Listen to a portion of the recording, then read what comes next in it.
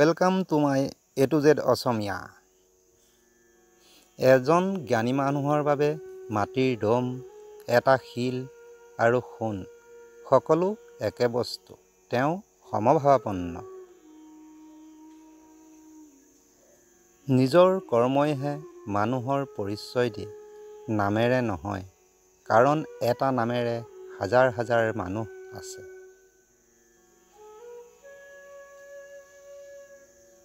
কৰ্মৰ দ্বাৰাহে ধৰ্ম লাভ কৰে। কৰ্ম অবিহনে ধৰ্মৰ কোনো সংজ্ঞা নাই। মানুহে তেওঁৰ বিশ্বাসৰ দ্বাৰাহে সফল হ'ব পাৰে। তেওঁ যি বিশ্বাস কৰে সেইটোৱেই লাভ কৰে। যি সুখ আপোনাৰ বুলি গণ্য কৰি আপুনি উপভোগ কৰি আছে, সেয়াই এদিন আপোনাৰ দুখৰ কাৰণ হ'ব। প্ৰেমে সদায় ক্ষমা কৰি ভাল পায় আৰু অহংকাৰে সদায় ক্ষমা খোজা শুনি ভাল পায়।